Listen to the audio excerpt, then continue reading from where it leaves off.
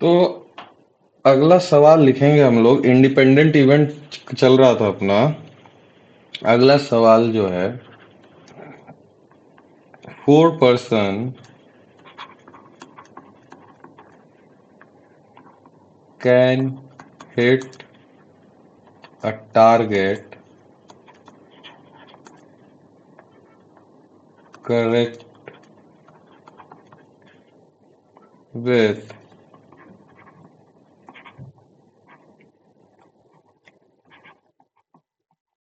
probability 1/2, 1/3, 1/4, 1/8 if all hit at the target independently,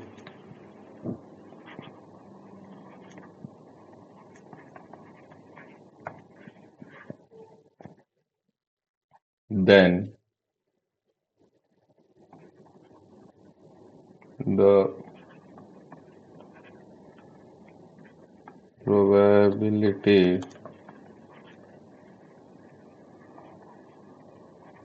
that the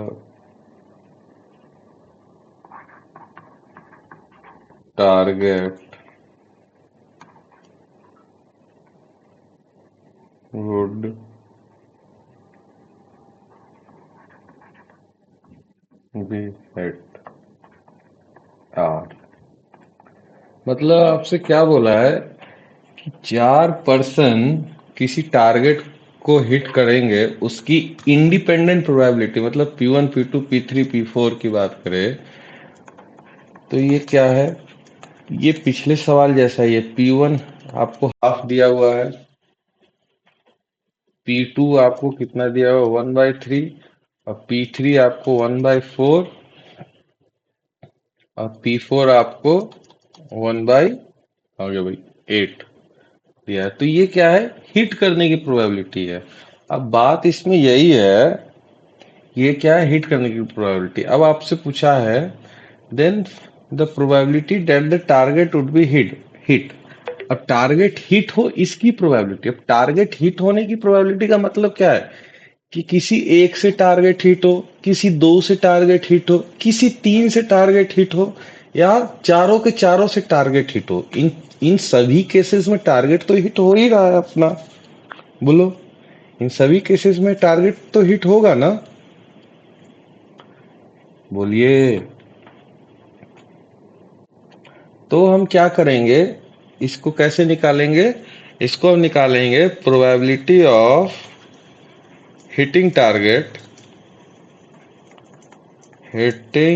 target, क्या लिखेंगे? Equals to total. मैं ये निकाल रहा हूं किसी, अब देखो इतने सारे केसेस बनाने से अच्छा क्या कर दूं मैं, टोटल प्रोबेबिलिटी क्या होगी? 1 होगी। हर एक केस का सम, हर एक केस के प्रोबेबिलिटीज का सम 1 होगा, मैक्सिमम 1 होगी।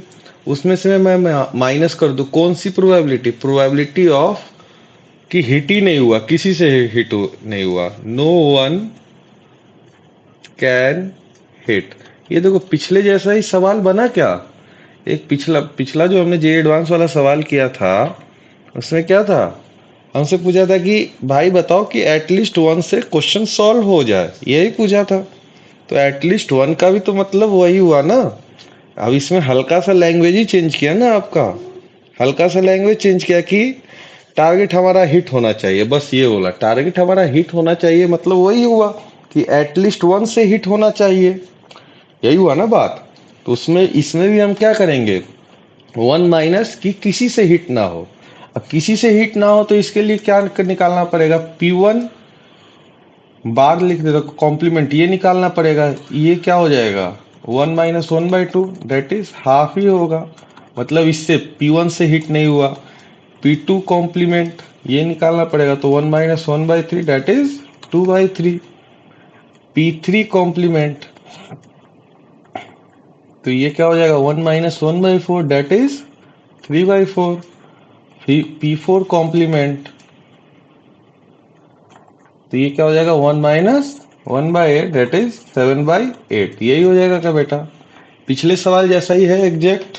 बोलो बोलो। तो ये क्या हुआ, 1 - 2/3 इंटू 3/4 इंटू, अच्छा 1/2 छूट गया क्या, हाँ 1/2 इंटू 7/8। तो ये कितना आ गया आपके पास, ये 2 2 गया, ये 3 3 गया, ये 1 - 7 बाई कितना हो गया, 32। तो ये कितना आ गया, 25/32। ये आपका क्या आ गया, आंसर आ गया, probability of hitting the target. और ये आपका सवाल कब का है, ये देखो, ये जेई मेन 2019 का सवाल है। तो मैं क्यों बोलता हूँ कि जे एडवांस के पीवाईक्यू कर, अरे कहाँ गया भाई, जे एडवांस के पीवाईक्यू करने चाहिए, क्योंकि देखो इस सवाल में जो जे मेन 2019 में पूछा और जो जे एडवांस 2013 में पूछा, इनमें क्या अंतर है, एग्जैक्ट सेम तरीके से सॉल्व किया गया है, हल्का सा लैंग्वेज का ही अंतर है। और कोई अंतर है बेटा, बोलो बोलो जी। सेम है, सेम है एग्जैक्ट, कुछ अंतर नहीं है। तो इसलिए आपको ये पीवाईक्यू लगाने जरूरत है ये एडवांस के। अब अगले टॉपिक की तरफ बढ़ते हैं, addition theorem on probability.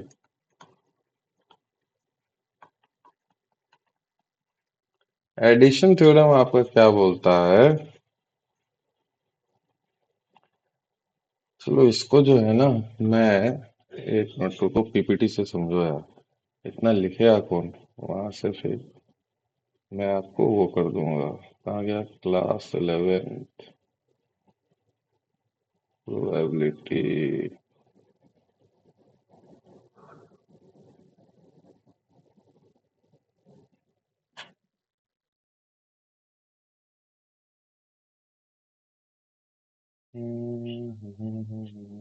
Addition theorem, हाँ ये दिख रहा है आपको, हेलो। तो एडिशन थ्योरम क्या बोल रहा है, ए एंड बी दो इवेंट है एसोसिएटेड विथ एन एक्सपेरिमेंट, ठीक है। पहला जो है probability of A union B. अब एग्जैक्ट ये सेम केस आपका कौन सा वाला हो गया, सेट थ्योरी वाली ही चीजें चल रही हैं यहाँ पे। पहली बात तो ए यूनियन बी का मतलब क्या होता है, probability of occurrence at least one event, एक इवेंट की होने की प्रोबेबिलिटी को ही हम क्या बोलते हैं कि probability of A union B. और ए इंटरसेक्शन बी, अब ये सेट थ्योरी की बात है, इंटरसेक्शन मतलब क्या, कॉमन पार्ट। तो कॉमन पार्ट का मतलब क्या हुआ कि दोनों का अकर होना, तो probability of occurrence of both A and B, ये क्या हो गया, A intersection B. Probability of A तो प्रोबेबिलिटी ऑफ ए ही है, probability of B probability of B ही है। तो ए यूनियन बी, अब हमने ये सेट थ्योरी में भी पढ़ा था, ए यूनियन बी क्या होता है बेटा, n A into n A plus n B minus n of A intersection B, यही होता था क्या, बोलो यही होता था क्या? सेम वो, सेम वही चीज है, बस अब ये प्रोबेबिलिटी आ गई, ठीक है।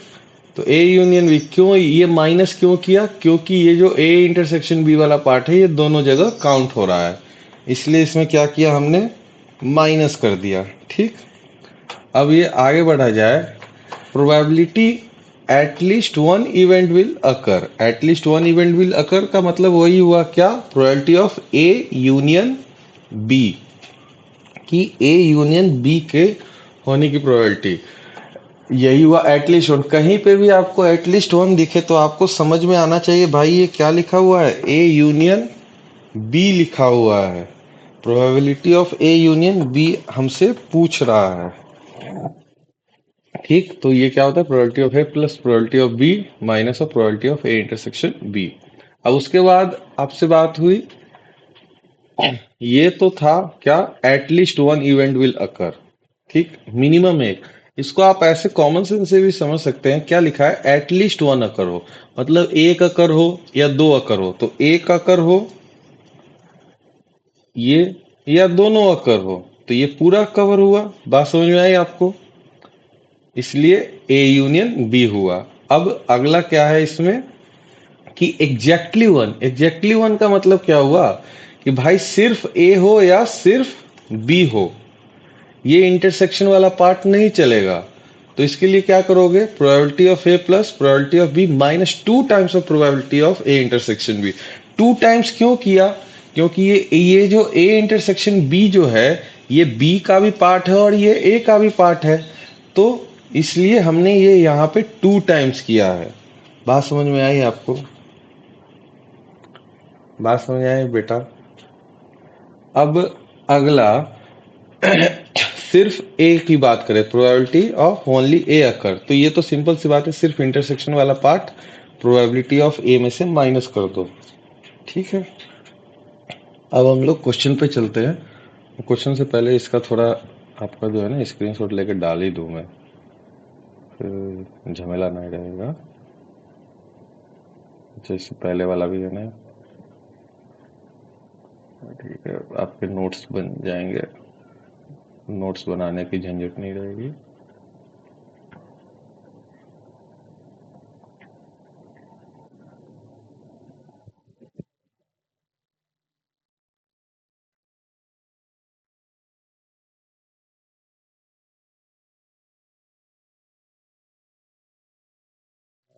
अगला भी क्या था, रुको एक दो मिनट बस, ये दो तीन फोटो डाल के आपका।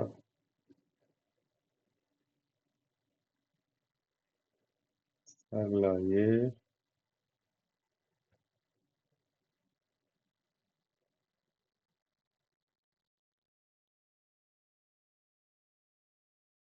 इसमें डालना है।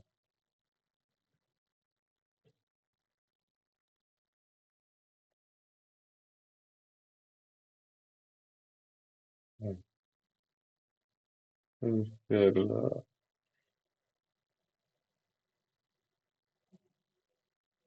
अम,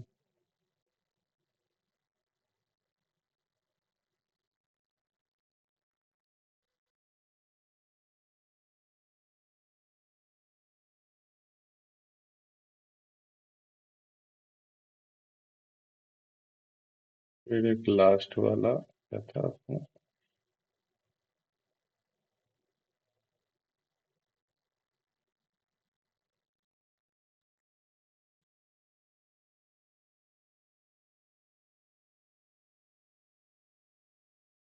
ये। हाँ, इसके बाद हम लोग क्वेश्चंस करते हैं।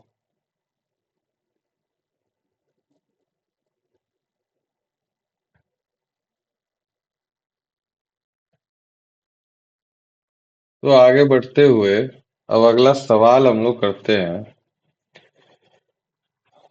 क्वेश्चन है हमारे पास, मुझे क्वेश्चन से पहले कुछ नोट की बात कर ले। अब इसमें क्या है, if A and B are mutually exclusive. Mutually exclusive का मतलब क्या था, म्यूचुअली एक्सक्लूसिव का मतलब क्या था बेटा? अरे नलायको, सुबह में तो पढ़ाया है। Mutually exclusive events, mutually exclusive का मतलब intersection zero, probability of A intersection मतलब probability of A intersection B क्या आएगा, जीरो आएगा, मतलब ए इंटरसेक्शन बी फाई है। यही था।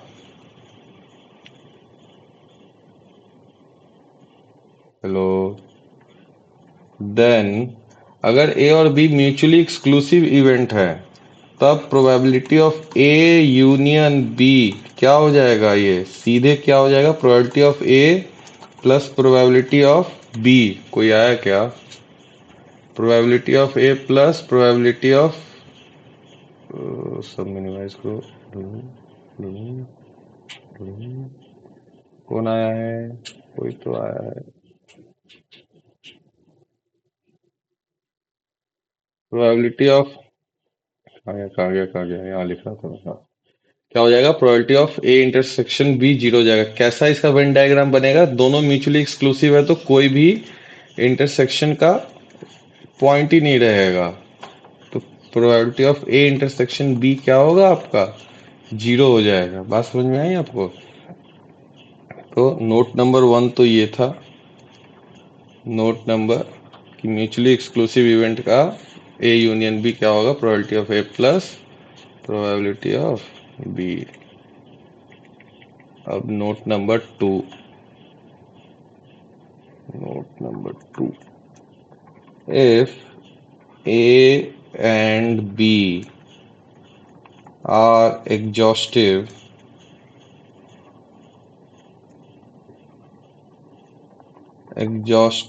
events। एग्जॉस्टिव इवेंट्स का मतलब क्या होता है बेटा, कि कि यूनियन करने पे किसके इक्वल हो, सैंपल स्पेस के इक्वल हो। यही था एग्जॉस्टिव इवेंट, कि सारे इवेंट्स का यूनियन क्या हो, सैंपल स्पेस के इक्वल हो। तो एग्जॉस्टिव इवेंट रहेगा तो ये सैंपल स्पेस के इक्वल होगा, तो probability of A union B कितना आ जाएगा हमारे पास, वन के इक्वल आ जाएगा। बात समझ में आई आपको, बोलिए, बोलो। अब चलिए, अब हम लोग क्वेश्चन करते हैं। एक सवाल किया जाए,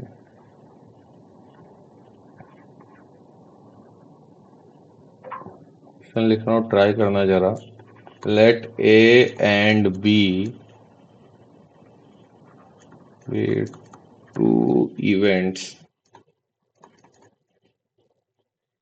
such that the probability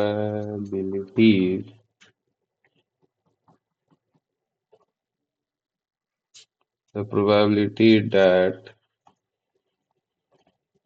exactly one of them occurs is 2/5, and the probability that A or B occurs is 1/2. Then the probability of both of them occurs together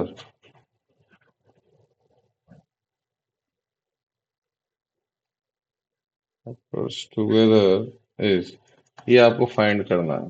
try करो जरा इसको बेटा, मैं क्वेश्चन समझाता हूँ, जरा आप ट्राई कीजिए। क्या है, ए और बी दो इवेंट है, ठीक है।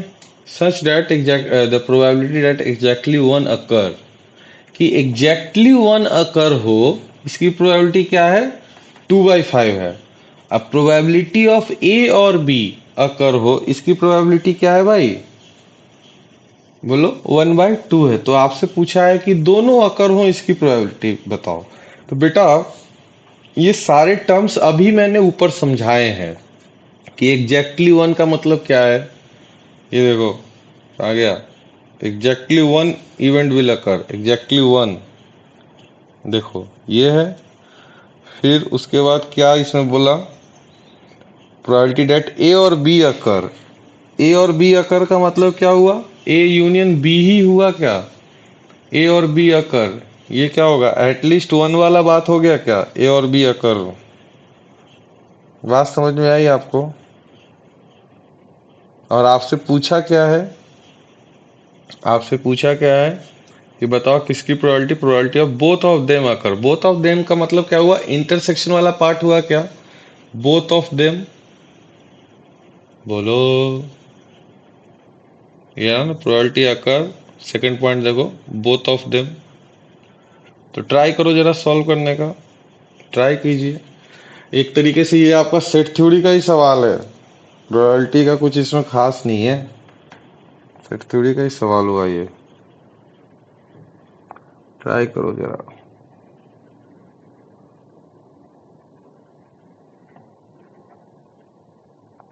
हाँ, सुबह से क्लास लेते लेते मेरा तो हाथ दर्द हो गया।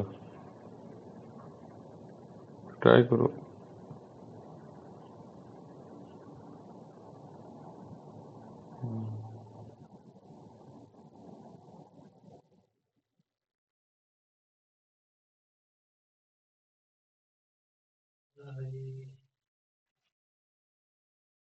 ट्राई करो बेटा।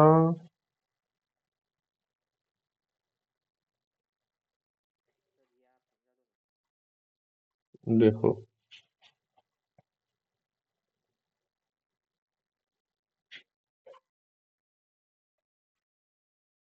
तो बात ये है, exactly one of them occur, exactly one of them, exactly one of them.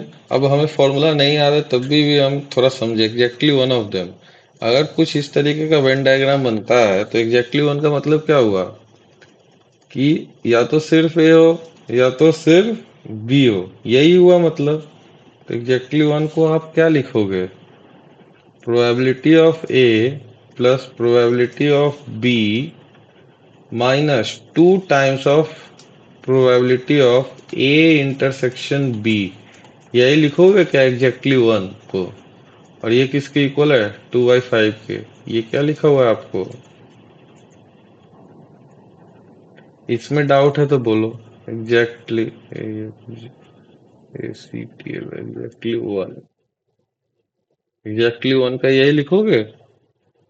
ठीक, अब the probability of A or B अकर, और लगाया है और। अब यहाँ पे ए और बी अकर, अब फिर से वेन डायग्राम से समझे, और का मतलब क्या हुआ, या तो ए अकर हो जाए या तो बी अकर हो जाए या दोनों अकर हो जाए, यही होगा ए और बी का मतलब। तो ए और बी बेसिकली क्या हुआ आपको बोल रहा है, ये probability of A union B ही बोल रहा है क्या। अब probability of A union B आपके सामने हाफ दिया हुआ है, हाफ ही दिया है ना। और ए यूनियन बी का फॉर्मूला कितना होता है बेटा, probability of A plus probability of B minus probability of A intersection B. ये कितना दिया आपको, हाफ दिया हुआ है। ये क्या है, ए और बी अकर्स, यही बात हुई। अब आगे बढ़ा जाए, तब हमसे पूछा क्या है कि find the probability both of them occur. Both of them का मतलब क्या हुआ, इंटरसेक्शन वाला पार्ट, कॉमन पार्ट। तो आपसे यही चीज पूछी गई है क्या। तो हमारे पास दो इक्वेशन है, देखो, एक ये पहले वाला और एक ये दूसरा वाला। पहला क्या है, probability of A plus probability of B minus 2 times probability of A intersection B equals to 2/5। और दूसरा क्या है, probability of A plus probability of B minus of probability of A intersection B equals to 1/2। अगर मैं दोनों equation को subtract कर दूं, अगर मैं दोनों इक्वेशन को सब्ट्रैक्ट कर दूं, हमें तो यही चाहिए ना, probability of A intersection B चाहिए, तो सब्ट्रैक्ट कर देते हैं, क्या जाएगा। सब्ट्रैक्ट किया तो ये प्लस हो गया, ये माइनस, तो ये वाला कैंसिल हो गया आपस में। और ये क्या हो गया, minus of probability of A intersection B, ये किसके इक्वल आ गया, 2/5 माइनस 1/2, इसी के इक्वल आएगा बेटा।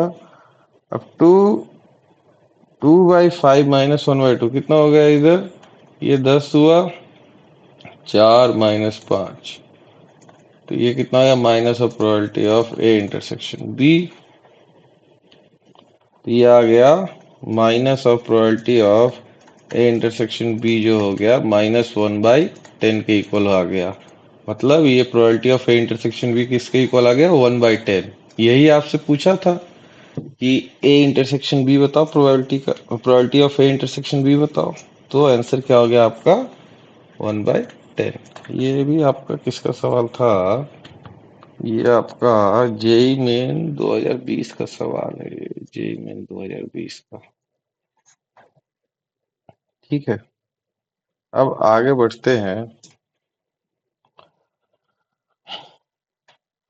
अब आगे जो है कुछ और प्रोबेबिलिटीज हैं, उन उन तीन के बारे में पढ़ते हैं। तो फिर से आप उसी पे आ जाइए, पीपीटी पे आ जाइए। कहाँ आ गया ये? हाँ, अगला है probability of A union B union C. अब ये सेट थ्योरी का ही सवाल है बेटा। अब हमने सेट थ्योरी में पढ़ा था कि A union B union C, इसका क्या फॉर्मूला होता है? N A plus n B plus n C minus of n of A intersection B minus of n of B intersection C minus of n of C intersection A, और फिर plus कर देते हैं n of A intersection B intersection C. अब ये क्यों करते हैं?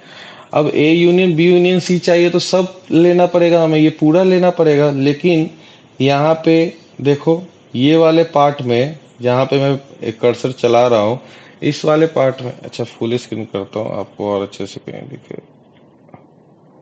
यहाँ पे इस वाले पार्ट में ए इंटरसेक्शन बी आपका काउंट हो गया एक्स्ट्रा, तो इसलिए इसको माइनस किया। यहाँ पे इस वाले पार्ट में ए इंटरसेक्शन सी काउंट हो गया एक्स्ट्रा, इसलिए इसको माइनस किया। और यहाँ पे बी इंटरसेक्शन सी। अब बात ये है, आपने जो है इस वाले पार्ट को माइनस कर दिया, माइनस किया ना। ये सब में आया था, इसमें भी आया था, इसमें भी आया था, इसमें भी आया था। तो इन सब को माइनस करने के चक्कर में ये भी माइनस हो गया, इसलिए क्या हो गया ये, इसलिए लास्ट में हमने एक बार A intersection B intersection C add कर दिया। बात समझ में आई आपको? बोलिए हेलो। अब बात की जाए अगले, हाँ हाँ आगे बढ़ रहा हूँ अब। हम्म हम्म, अगला जो आपका नोट है इसमें क्या है कि अगर A B C mutually exclusive है, तो वही बात हो गई तीन के केस में। म्यूचुअली एक्सक्लूसिव का मतलब क्या हुआ?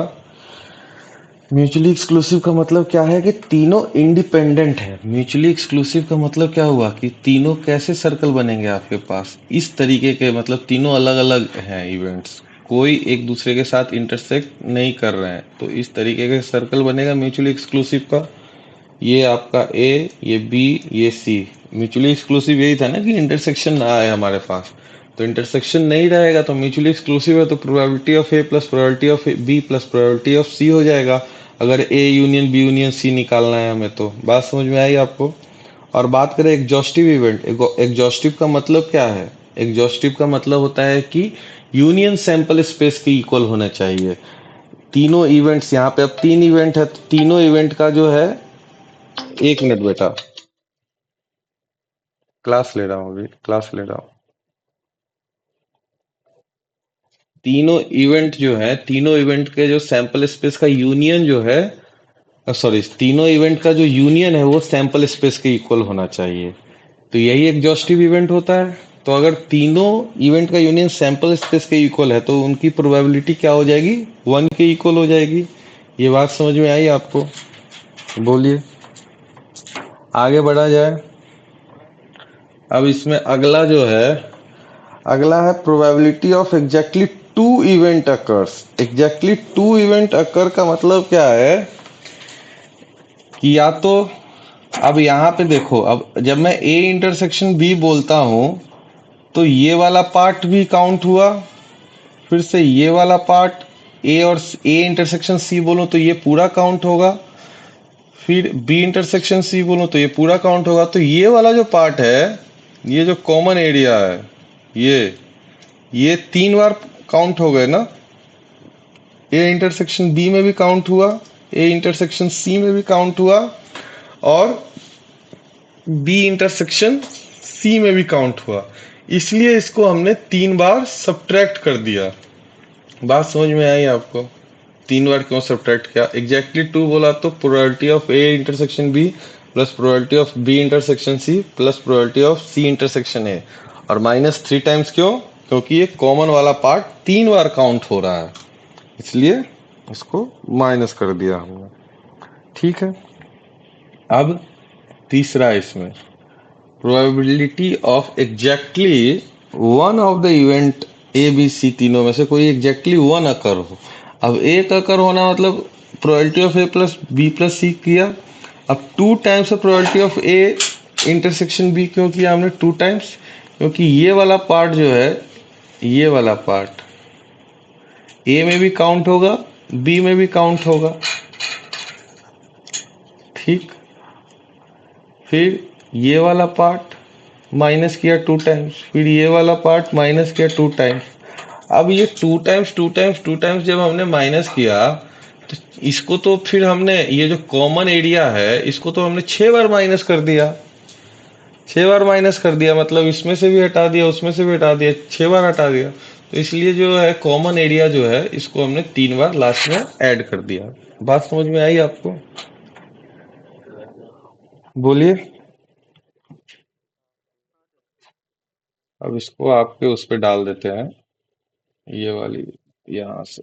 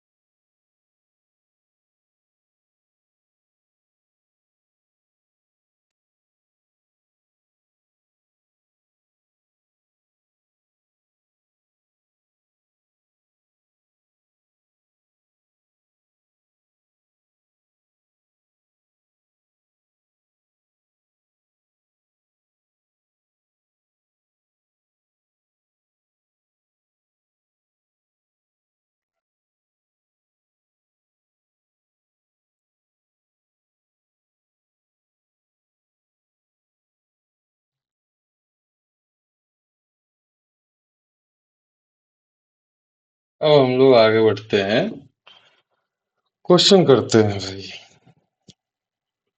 क्वेश्चन वहीं पे दिखाता लेकिन उसमें सॉल्व किया हुआ है, इसलिए दिखा नहीं रहा वहां से। अब क्वेश्चन की बात करें, क्वेश्चन है आपके पास, for 3 events A B and C, probability of exactly one of A or B occurs equals to दिया हुआ है, किसके इक्वल है? प्रोबेबिलिटी ऑफ एग्जैक्टली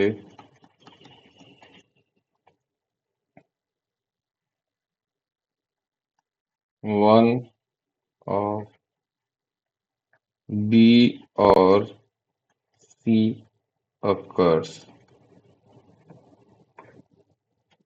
ठीक, और ये किसके इक्वल है? ये इक्वल है, अरे इधर ही लिख देता हूँ, occurs। और ये सभी किसके इक्वल है? ये इक्वल है probability of exactly one of C or A occurs equals to 1/4 और आपसे पूछा and probability all the three events occurs simultaneously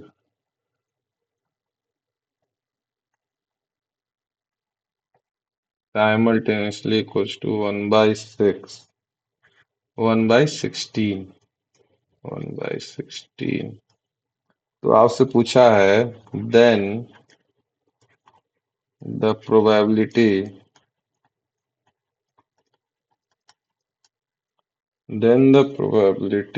that at least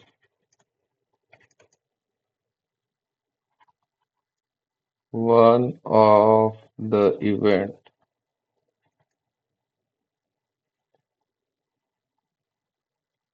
occurs are चलो जरा ट्राई करो तो इसको सिंपल सा फॉर्मूला बेस्ड सवाल है एक बार ट्राई कीजिए इसको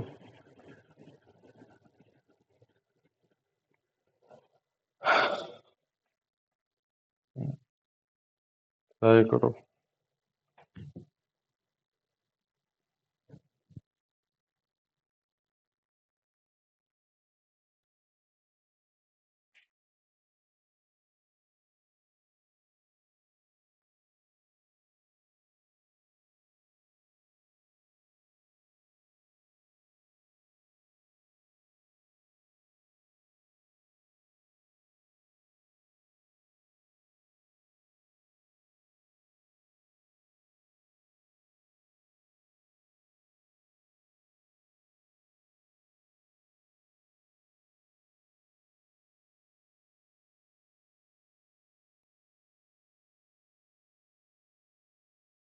ट्राई कीजिए बेटा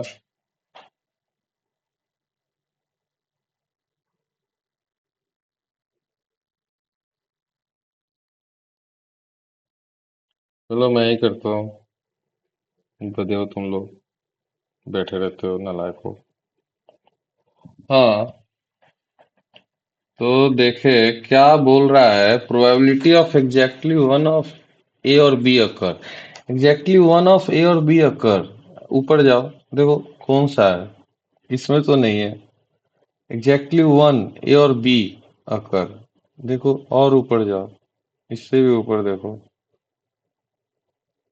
देखो एग्जैक्टली वन इवेंट विल अकर देखा एग्जैक्टली वन इवेंट अकर का यही वाला केस है एग्जैक्टली वन बोलो हेलो अबे गधो बोलो तो हमारे पास क्या हुआ पेन रेड कर लेता हूँ ये सवाल अभी आज का लास्ट है आपका अब कल पढ़ेंगे तो आप हमें दिया हुआ probability of A plus probability of B exactly one का ये हुआ मतलब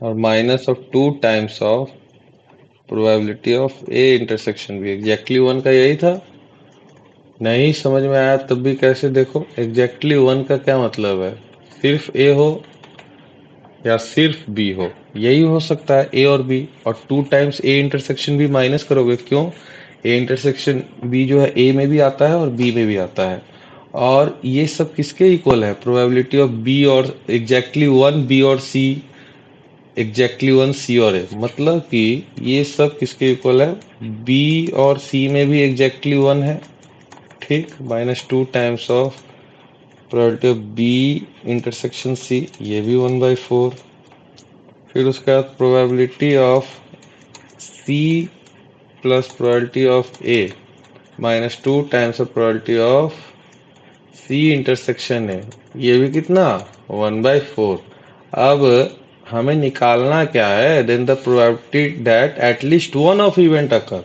अब वन ऑफ इवेंट अकर का मतलब क्या हुआ वन ऑफ इवेंट अकर का मतलब क्या है वन ऑफ इवेंट का मतलब क्या हुआ कि probability of A union B union C, यही आपको निकालना है। ये क्या हुआ, probability of at least one event occur, यही होता है। बोलो गधो, एटलीस्ट वन का मतलब यही हुआ ना। एटलीस्ट वन का मतलब क्या है कि या तो एक अकर हो, या तो दो अकर हो, या तो तीनों के तीनों अकर हो। ये वाला केस यही है ना आपका, एट एटलीस्ट वन अकर। ठीक,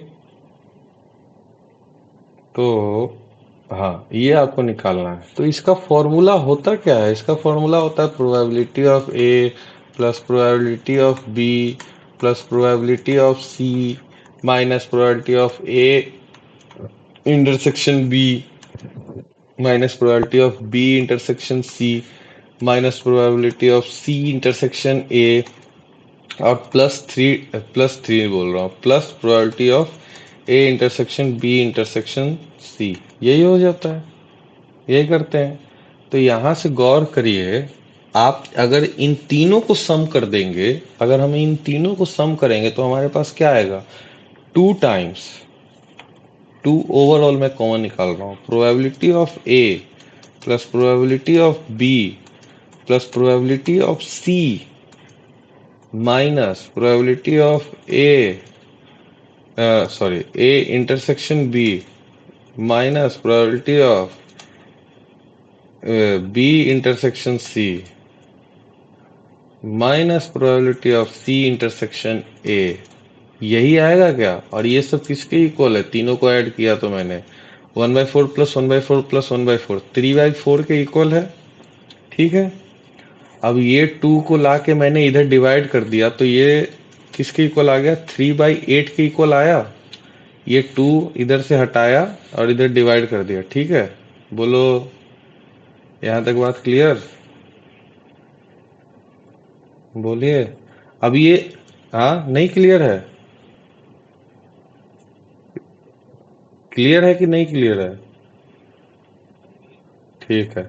तो ये हमने निकाला, क्यों निकाला हमने, क्योंकि हमें तो A union B union C चाहिए, तो ये वैल्यू इसकी तो चाहिए होगी। तो हमने देखा ये सब गिवन है तो इनको ऐड किया तो इतनी वैल्यू आ गई। अब बचा probability of A intersection B intersection C निकालने की। तो ये देखो, आप क्वेश्चन में देखो जरा, क्वेश्चन में क्या गिवन है, probability of all three event occur simultaneously. तो ये all three event occur simultaneously का मतलब क्या हुआ कि A intersection B intersection C ही तो आपके पास गिवन है, probability of A intersection B intersection C given है। तो ये तो आपके पास क्वेश्चन में ही गिवन है, क्या probability of A intersection B intersection C कितना गिवन है, 1/16 गिवन है। तो बस कुछ नहीं करना है आपको, ये आपने यहाँ पे निकाल ही लिया है और ये आपको ये रहा।